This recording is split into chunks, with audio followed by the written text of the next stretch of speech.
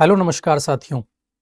आप सभी लोग ये बात जानते हैं कि किसी भी एग्जामिनेशन के बेहतर सफलता में एग्जामिनेशन से बिल्कुल पहले हमारी सटीक रणनीति और एक बार रिवीजन करना बहुत ही महत्वपूर्ण होता है। इस बात को ध्यान में रखते हुए दृष्टि आईएएस आप सबके बीपीएससी प्रीलिम्स एग्जामिनेशन की सफलता को सुनिश्चित करने के लिए प्रीलिम्स बूस्टर सीरीज लेकर आया है, जिसमें हम लोग 20 मिनट के एक छोटे वीडियो में जल्दी से इस टॉपिक को कवर करेंगे और टॉपिक के अंतर्गत हम बेसिक कॉन्सेप्ट और साथ में जुड़ी हुई कुछ मूल अवधारणाओं पर बात करेंगे। ये सीरीज आपके प्रीलिम्स की परीक्षा को ध्यान में रखते हुए तैयार की गई है, जिसके तहत आपके प्रीलिम्स में सफलता को सुनिश्चित किया जा सके। और जैसा कि आप मेरे पीछे देख पा रहे हैं, आज के इस वीडियो में हम चर्चा करने वाले हैं एक बहुत ही महत्वपूर्ण टॉपिक के बारे में, जिसका नाम है आनुवांशिकता यानी कि जेनेटिक्स। मेरा नाम है रामेंद्र प्रताप सिंह और मैं आप सभी लोगों का स्वागत करता हूं बीपीएससी के इस यूट्यूब चैनल पर। तो स्वागत है आप सभी का। चलिए शुरू करते हैं अपने वीडियो को। इस वीडियो के अंतर्गत हम सबसे पहले देखेंगे कि मानव शरीर में गुणसूत्रों का क्या महत्व है। आप सभी ये बात जानते हैं कि गुणसूत्र हमारे डीएनए की एक कुंडलित संरचना होती है, जिसके द्वारा हमारे शरीर की क्रियाएं और संरचनाएं का निर्वहन किया जाता है। अगर हम इसके बारे में देखें तो आनुवांशिक जानकारी का जो वाहक है वो हमारा गुणसूत्र ही होता है। जैसे कि डीएनए में उपस्थित जीन जो हमें माता पिता से संतानों में प्राप्त होते हैं। आप जानते हैं कि हमारे शरीर में जो डीएनए है वो आधा हमें अपने पिता से और आधा हमें अपनी माता से मिला है। ऐसे ही जब कभी कोशिका विभाजन होता है तो उस दौरान भी गुणसूत्रों की भूमिका बहुत अहम होती है, क्योंकि एक कोशिका की संरचना और कार्य भी गुणसूत्र निर्वहन करते हैं और अगली कोशिका में भी वही गुणसूत्र समान रूप से पाए जाएंगे, तो समसूत्री विभाजन के द्वारा इसे सुनिश्चित किया जाएगा।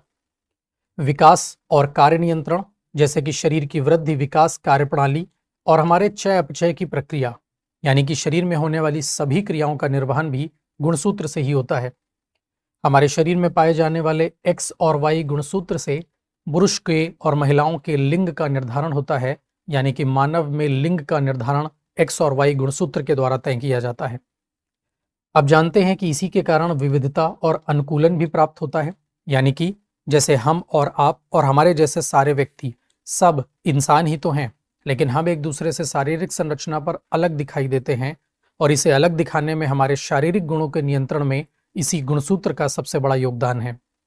तो यह हमारी जैव विविधता को भी और हमारे शरीर के विभिन्न प्रकार के अनुकूलन का भी कारण बनता है।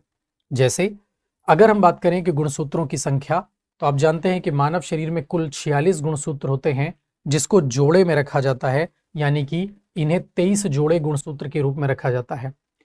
जैसे हमारी कोशिका है, कोशिका में नाभिक होगा और नाभिक के अंदर गुणसूत्र पाए जाएंगे। इन गुणसूत्रों की संख्या पुरुषों के शरीर में अगर देखी जाए तो 22 जोड़ी गुणसूत्र तो होते ही हैं, लेकिन साथ में एक और गुणसूत्र होगा जिसका नाम है एक्स और वाई। इसे हम कहते हैं अपना 23वां गुणसूत्र। किसी भी मानव में 22 गुणसूत्र के बाद अगर एक और गुणसूत्र पाया जाएगा, एक्स और वाई होगा उसमें, तो ये पुरुष के शरीर का है। और अगर 22 के अलावा पाया गया गुणसूत्र जो है आपका वो एक्स और एक्स का है, तो ये लिंग निर्धारण में महिला को बनाएगा। इसीलिए हम कहते हैं कि 23 जोड़े ऑटोसोम गुणसूत्रों में एक जोड़ी जो है वो लैंगिक गुणसूत्र का भी पाया जाता है। अगर हम यहीं पर प्राथमिक लैंगिक गुणों की बात करें, यानी पुरुष में लैंगिक गुण कैसे हैं, महिलाओं में लैंगिक गुण कैसे हैं, यानी दोनों के लैंगिक क्षमताओं में परिवर्तन के कारण क्या अंतर स्पष्ट होता है, तो जैसे पुरुषों में वृषण पाए जाते हैं, लिंग पाया जाएगा, शुक्रवाहिनिकाएं पाई जाएंगी, प्रोस्टेट ग्रंथि इत्यादि, ये है पुरुष का लैंगिक सिस्टम। महिलाओं में अंडाशय, अंडवाहिनी, गर्भाशय और योनि, ये सारे वो भाग हैं जो महिलाओं के लैंगिक अंगों में पाए जाएंगे। इसी प्रकार से अगर हम द्वितीयक लैंगिक अंगों की बात करें, ये तो हमारे प्राथमिक हैं कि लैंगिक अंग क्या हैं, लेकिन इन्हीं लैंगिक अंगों के अलग होने के कारण भी पुरुष और महिलाओं में कुछ अंतर देखने को मिलते हैं। अगर हम इन अंतरों की बात करें तो जैसे ही प्यूबेरिटी यानी कि यौना आरंभ होता है, ये दोनों अंतर हमें दिखने लगते हैं, यानी कि विकसित होने के साथ पुरुषों में चेहरे, छाती और शरीर पर बाल आते हैं, आवाज भारी हो जाती है, मांसपेशियों का विकास हो जाता है, कंधे चौड़े हो जाते हैं, दाढ़ी और मूंछ आ जाती है। ये किसी भी मानव शरीर को पुरुष दिखाने के गुण है, इसीलिए हम द्वितीयक लैंगिक गुण कहते हैं इन्हें। ऐसे ही महिलाओं में स्तनों का विकास, कूल्हों का चौड़ा होना, आवाज का कोमल होना, शरीर पर वसा का जमाव होना और मासिक धर्म का आरंभ होना, ये सब कुछ महिलाओं के द्वितीयक लैंगिक गुण हैं जो किसी महिला के लैंगिक अंगों की सक्रियता और वयस्क अवस्था को दर्शाते हैं। ऐसे ही अगर हम गुणसूत्रों के द्वारा नियंत्रित होने वाले कार्यों की बात करें, गुणों की बात करें, जैसे हमारे शरीर के शारीरिक लक्षण, हमारी ऊंचाई, त्वचा का रंग, बालों का प्रकार, आंखों का रंग, ये सब हमारे गुणसूत्र ही निर्धारित करेंगे।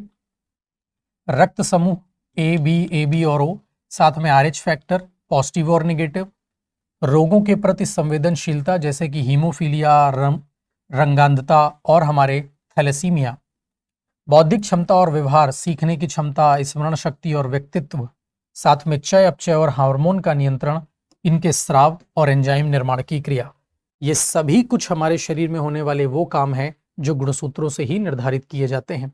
और यही वजह है अगर किसी मानव में गुणसूत्रों में विकार आएंगे तो गंभीर समस्याएं देखने को मिलेंगी। तो पिता से मिला आधा डीएनए, माता से मिला आधा डीएनए मिलकर बना पूरा डीएनए, और यही पूरा डीएनए कुंडलित होकर गुणसूत्र बनाता है जिसमें आए हुए विकार शरीर पर भी प्रभावित होते हैं। बीपीएससी के एग्जामिनेशन को ध्यान में रखते हुए अत्यंत महत्वपूर्ण क्वेश्चन का ये खंड जिसमें हम बात कर रहे हैं कि मानव के गुणसूत्रों में होने वाले विकार किस प्रकार के हैं। एग्जाम में ये सीधे तौर पर पूछे जाते हैं, बहुत इंपॉर्टेंट है। जैसे कि पहला है डाउन सिंड्रोम। डाउन सिंड्रोम मानव शरीर के 21वें जोड़े में होता है, यानी 21st क्रोमोसोम में होता है, और 21st क्रोमोसोम में एक अतिरिक्त क्रोमोसोम जुड़ जाने से 46 की बजाय 47 हो जाते हैं। और इसके कारण दिक्कत क्या आती है? बौद्धिक क्षमता के विकास में कमी, सीखने में कठिनाई, नाक थोड़ी चपटी और तिरछी आंखें होती हैं जिसको हम मंगोल जड़ता भी कहते हैं। ऐसे ही दूसरे नंबर पर आता है Turner syndrome. Turner syndrome x chromosome का आंशिक रूप से या पूर्ण रूप से अभाव है। एक्स क्रोमोसोम का अभाव महिलाओं में होता है, यानी कि लड़कियों में होता है, यानी कि कुल 45 क्रोमोसोम ही बचेंगे, एक्स और एक्स में से एक एक्स गायब हो जाएगा। और अगर ऐसा है तो स्त्रियों में बौनापन, ऊंचाई की कमी, अंडाशय का अविकसित होना और बांझपन की समस्या। ऐसे ही कोई अगर आपसे पूछता है कि क्लाइनफेल्टर सिंड्रोम क्या है, तो पुरुषों में एक अतिरिक्त एक्स क्रोमोसोम जुड़ जाता है। जैसे टर्नर में महिलाओं में एक एक्स कम हुआ है, वैसे ही क्लाइनफेल्टर में पुरुषों में एक एक्स बढ़ जाता है, 2 की बजाय 3 हो जाते हैं, यानी कि 46 होने चाहिए थे, 47 हो गए। और अगर ऐसा है तो बांझपन यानी शुक्राणुओं की कमी और स्तनों का बढ़ना, जिसको हम कहते हैं गायनेकोमेस्टिया, यानी कि पुरुषों में स्तन का आना। अगला है हमारे सामने क्राई डू चैट सिंड्रोम, बहुत ही महत्वपूर्ण है ये। क्राई डू चैट सिंड्रोम में 5वें क्रोमोसोम की एक भुजा कट जाती है। जैसे इसके 2 भाग होते हैं, एक भुजा कट जाती है, और अगर ऐसा हुआ तो रहेंगे तो ये 46, लेकिन 5वें क्रोमोसोम का एक भाग अनुपस्थित होता है जो कि विकृत है। इसलिए बच्चों में अक्सर बिल्ली जैसे रोने की आवाज आती है, इसीलिए इसको क्राई डू चैट कहते हैं, और मानसिक विकास में भी गंभीर कमी आती है। इसके बाद अंतिम आता है आपका एडवर्ड सिंड्रोम। ये आपके 18वें गुणसूत्र को नुकसान पहुंचाता है, जिसमें एक अतिरिक्त गुणसूत्र जुड़ेगा, यानी फिर से 2 की बजाय एक और, लेकिन 18वें में, तो फिर से ये हो गए 47, लेकिन 18वें में एक और ज्यादा जुड़ जाता है। गंभीर मानसिक और शारीरिक विकास में कमी और तथा मुट्ठी बंद रहना व पैरों में दोष, इस प्रकार के गुण हमें नजर आते हैं किसी भी बच्चे में। याद रखेंगे आप। सबसे महत्वपूर्ण है कि डाउन सिंड्रोम 21वें में आता है, टर्नर सिंड्रोम महिलाओं में एक की कमी है, क्लाइनफेल्टर सिंड्रोम पुरुषों में एक्स की अधिकता है, क्राई डू चैट 5वें में एक भुजा का कटना है, और एडवर्ड सिंड्रोम 18वें में एक गुणसूत्र का अधिक हो जाना है। सबसे महत्वपूर्ण भाग आपका यही है जो एग्जाम में पूछा जाता है। आगे बढ़ते हैं। इसी के साथ अगर हम देखें तो एक बहुत ही महत्वपूर्ण रोग है जिसे हम कहते हैं हीमोफीलिया। आप इसे रॉयल डिजीज के नाम से भी जानते हैं क्योंकि ये रानी विक्टोरिया की रॉयल फैमिली में उपस्थित रहा है। एक अनुवांशिक विकार जो माता पिता से बच्चों में स्थानांतरित होता है। अगर हम इसकी बात करें तो हीमोफीलिया एक अनुवांशिक रोग है जिसमें रक्त का थक्का जमने की क्रिया या तो कम हो जाती है या समाप्त हो जाती है, और छोटी सी चोट लगने पर भी लगातार रक्त का प्रवाह होता है। जोड़ों और मांसपेशी में बिना किसी कारण रक्त प्रवाह होता रहेगा। छोटी चोट या दांत निकलने जैसी स्थिति में भी गंभीर रक्तस्राव हो जाएगा। अगर हम इसकी बात करें कि ये क्या नुकसान पहुंचाता है, तो इसके द्वारा एक्स गुणसूत्र को नुकसान पहुंचता है, और इसीलिए हम कहते हैं कि हीमोफीलिया जो है वो एक्स गुणसूत्र को शिकार बनाता है। ये एक्स गुणसूत्र हमारे 23वें जोड़े का होगा, यानी कि लैंगिक गुणसूत्र का भाग होगा, तो ये नुकसान पहुंचाता है इसी 23वें जोड़े में एक्स को। एक्स को नुकसान पहुंचाएगा, 23वें में पहुंचाएगा तो ये पुरुष को भी नुकसान देगा और महिला को भी, क्योंकि महिलाओं में 23वां जोड़ा एक्स एक्स होता है और पुरुषों में 23वां जोड़ा एक्स वाई होता है, तो एक्स को नुकसान पहुंचाएगा। यह रोग अनुवांशिक रोग क्यों है? जन्मजात रूप से होता है, गुणसूत्र को विकृत करता है तो अगली पीढ़ी में चला जाएगा, माता पिता से संतानों में जाता है और डीएनए के द्वारा यह दूसरी पीढ़ी में संचरित होता है। और इसीलिए हीमोफीलिया जो है एक पीढ़ी से दूसरी पीढ़ी में जाने वाला एक अनुवांशिक रोग है। एक पीढ़ी से दूसरी पीढ़ी में जाने का तरीका क्या है? हीमोफीलिया चूंकि एक्स से जुड़ा है तो मान लीजिए कि स्वस्थ पिता है, क्योंकि अगर पिता बीमार होगा तो हमें दिखाई देगा। पुरुषों के पास एक एक्स होता है और अगर वो बीमार है तो पुरुष भी बीमार है, लेकिन महिलाओं के साथ एक समस्या है। महिलाओं के 23वें जोड़े में 2 एक्स होते हैं। तो देखिए, पुरुष में 1 एक्स है, महिलाओं में 2 एक्स हैं, तो अगर पुरुष का 1 एक्स खराब हो गया तब तो पुरुष बीमार है, हमें दिखाई देगा कि पुरुष बीमार है। लेकिन महिलाओं में दोनों एक्स खराब होने तक महिला बीमार नहीं हो सकती, और इसीलिए कई बार महिलाओं में 1 एक्स खराब होता है तो महिला स्वस्थ है और उसकी शादी जिस पुरुष से हुई है वो भी स्वस्थ है, लेकिन बच्चे बीमार हो सकते हैं। और इसीलिए हम कहते हैं कि जो महिलाएं होती हैं वो इस बीमारी की वाहक कहलाती हैं। यह प्रश्न बहुत जरूरी है, यदि माता पिता दोनों को हीमोफीलिया रोग नहीं है और बच्चे में प्राप्त होता है तो इस बीमारी की वाहक कौन है? महिलाएं होती हैं। इसीलिए अगर स्वस्थ पिता और वाहक महिला है तो स्वस्थ पुरुष होने की संभावना 25% है, प्रभावित पुत्र होने की संभावना यानी लड़का होने की संभावना 25% है। और बिल्कुल इसी प्रकार अगर किसी स्त्री की बात करें तो वाहक स्त्री होने का मतलब है 25% और स्वस्थ होने का मतलब है 25%। इसीलिए प्रभावित पुरुष की सभी पुत्रियां वाहक और सभी पुत्र स्वस्थ होते हैं। तो ये इसकी कुछ गंभीर स्थितियां हैं। आप इसको इस प्रकार के पेडिग्री एनालिसिस से भी समझ सकते हैं। ये सामान्य पुरुष है और ये वाला आपका जो है वो वाहक महिला को दर्शाता है और वाहक महिला के हिसाब से ये आगे की ओर बढ़ता है। ठीक है, तो यहां तक की बात आप इसके बारे में याद रखेंगे। अगर इसके आगे हम लोग देखें तो सेम, यानी ये जो समस्या है और यही समस्या बिल्कुल सेम टू सेम होती है किसमें? वर्णांतरता में। यानी हीमोफीलिया और वर्णांतरता में कोई अंतर नहीं है, दोनों एक्स को प्रभावित करते हैं। महिलाएं इसकी वाहक होती हैं, पुरुष या तो सामान्य होता है या बीमार होता है। महिलाएं बिना बीमार हुए इस बीमारी को अगली पीढ़ी में ले जाती हैं तो वाहक कहलाती हैं। और इसीलिए जो तरीका अपनाया जाता है आपके हीमोफीलिया में वही तरीका वर्णांतरता में। जैसे कि आप देखें, वर्णांतरता एक अनुवांशिक रोग है जिसमें किसी व्यक्ति को रंगों को पहचानने में दिक्कत होती है, जिसमें कोन सेल्स खराब हो जाती हैं। वैसे तो किसी भी 2 रंग को पहचानने में दिक्कत हो सकती है, लेकिन दुनिया में जो सबसे ज्यादा पाया जाता है वो लाल और हरे रंग के बीच में अंतर करना है। वर्णांध पुरुष जब लाल रंग देखता है तो उसे हरा दिखता है और हरा रंग देखेगा तो उसे लाल दिखता है, और इसी दोष को हम कहते हैं लाल हरी वर्णांधता या सामान्य वर्णांधता। तो सबसे विशेषकर यही है जो ट्रैफिक सिग्नल कलर्स को पहचानने में दिक्कत करता है। एक पीढ़ी से दूसरी पीढ़ी में जाने का तरीका बिल्कुल सेम है, यानी पिता सामान्य रहते हैं और जो माताएं होती हैं वो वाहक का रोल अपनाती हैं। सेम पेडिग्री एनालिसिस है, यानी जो आप समझ सकते हैं पहले वाले की तुलना में सेम हम वंशानुगति को समझ पाएंगे। यहां पर भी याद रखना है कि ये एक्स को ही खराब करता है, इसका वाई गुणसूत्र से कोई लेना देना नहीं होता है, तो ये भी एक्स पर ही स्थित होता है। यह रोग जीन से उत्परिवर्तित होने के कारण आता है, माता पिता से संतानों में जाता है, डीएनए में परिवर्तित होने के कारण इसलिए यह पीढ़ी दर पीढ़ी आगे की ओर बढ़ता है, और यह दोषपूर्ण जीन अगली पीढ़ी में भी नुकसान पहुंचाता है रंगों को देखने के लिए। तो वर्णांतरता और हीमोफीलिया दोनों एक ही पद्धति पर काम करते हैं, एक्स का ही नुकसान करते हैं। आते हैं अगले भाग की ओर, और अगले भाग में आप देखेंगे रक्त समूह की वंशानुगति। आप जानते हैं कि माता पिता के शरीर से जब हमें डीएनए प्राप्त होता है, गुणसूत्र प्राप्त होते हैं, तो माता पिता के शरीर के रक्त समूह से ही हमारे शरीर का रक्त समूह भी निर्धारित होता है। तो इस पर हम ये बात भी देखेंगे कि हमारे शरीर में किस प्रकार रक्त समूह आते हैं। तो इसमें साफ तौर पर पता चलता है कि ए बी और ओ 4 प्रकार के रक्त समूह हैं, और यहाँ पर आपको टेबल बनाकर दी गई है कि यदि पिता और माता ए और ए रक्त समूह के हैं जिनमें सारे गुणसूत्र ए के हैं तो बच्चे भी ए ब्लड ग्रुप के होंगे। अगर ए ब्लड ग्रुप और ओ ब्लड ग्रुप के हैं तो भी बच्चे ए ब्लड ग्रुप के होंगे। अगर ए ब्लड ग्रुप और ए ब्लड ग्रुप के हैं लेकिन ओ भी शामिल हो सकता है, ऐसे ही ए और ओ में ए और ओ भी शामिल हो सकता है। लेकिन ए बी होने पर ए बी और बी हो सकता है, ए और बी होने पर ये ए बी ओ सभी कुछ हो सकता है।